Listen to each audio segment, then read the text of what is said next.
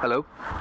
This is the Bodnant Food Centre in the Conway Valley, on the banks of the River Conway, looking resplendent, sheep-studded as we speak. This place was built a couple of years ago. I think it was developed by some of the same people who did similar food centres in Ludlow and Chatsworth House. And it's a big deal, really. It's things like this that have helped put this part of North Wales on the UK food map. All sorts of local stuff, including honey.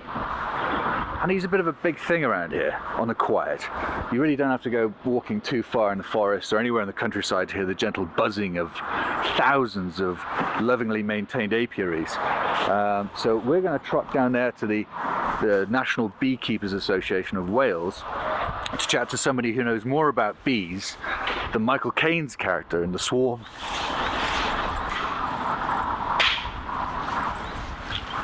I never dreamed it would be the bees. This is Pete Barra. He's one of the directors of the National Beekeeping Centre here at Bodnant. And you make your own honey, lucky devil. Well, actually the bees make it, but yeah. With some assistance? Yeah, I look after the bees. I look after my bees. But the beekeeping centre has its own apiary as well, and we've got 11 colonies of bees in the 3 apiaries that the centre has. Great. What is it about this whole area, the plants that they feed on, that makes the honey here just so distinctive and a bit special? If we talk about my honey, yes, because I know where the apiaries are here. One's just across the other side of the river, and the bees over there feed on all wildflowers and the few garden flowers that are over there, and of course tree blossom. And then this honey here came from my apiary at Bodnant. So there's all sorts of exotic stuff in there from the Bodnant gardens, plus the wildflowers that we've got around here. Now, this honey was taken off the hive in August, and so it really represents what the bees have been collecting since the start of the year, the start of the beekeeping year, yes, in late April and May. This area, Conway Valley, has been involved in beekeeping for probably millennia. Yeah. In 1215, Edward I, in the town charter for Conway, decreed that the local beekeepers would be able to sell their honeys within the town walls free of tax on 1 day a year. Is it always September the 13th, is that right? That's the... I love that. That's the honey fair. I love that he would just bother to decree that. Yeah, Any decree. It was so important. Now, why was it important? Well, they didn't have sugar beet, they didn't have white granulated sugar as we do. They needed honey for sweetness. Mm. And of course, it was the rich houses and the monasteries where they needed it. Oh, it's absolutely fun. It's a brilliant day as well. But crucially, they needed beeswax for candles. So whilst the monks were doing their beautifully illustrated manuscripts, they had no other light. Bees were keeping the lights on. Bees were keeping the lights on.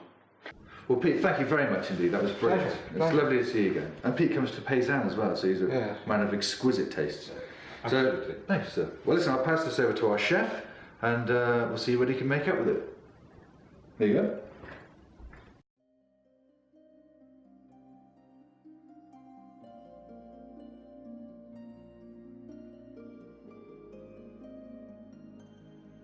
Right, you can add the flour, the butter together with the sugar,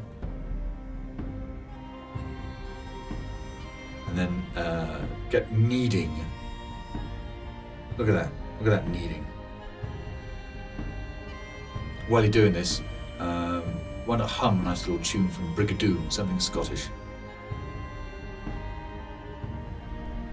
And then get rolling, nice and smooth.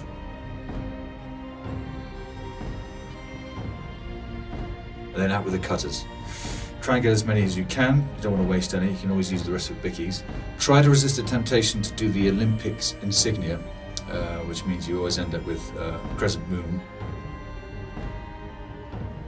Nice greased tray, and then bake those in the oven for about 10 minutes. Keep an eye on them, don't king out with them. Now whisk up your whipping cream, your Cool Whip. If you have a handy editor with you, you can do what we've done and sped up the whipping process so it looks like he's has superpowers. Look at that. Brilliant.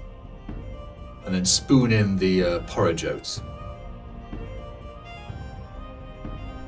And here's the fun part. Oh, don't be measly, David. No, stick as much as you can in. That's better. Some nice Highland whiskey. No E. And then give it a good turn so that everything is incorporated. And the porridge oats will start to thicken out and fluff. Be an idea to add a little bit of honey at this stage. Why waste it?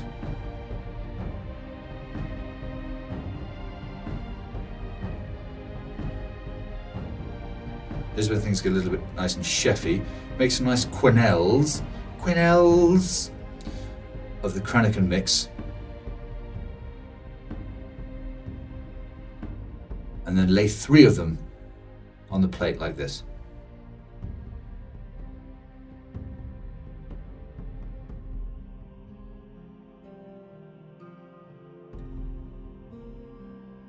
Add the shortbread at this point, whatever pattern you so choose.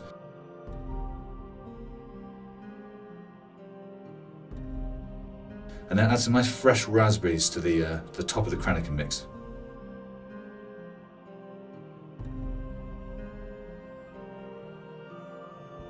Since we're all about the honey, in loving lashings of amounts, drizzle some of this lovely fresh bodnant honey all over the whole thing.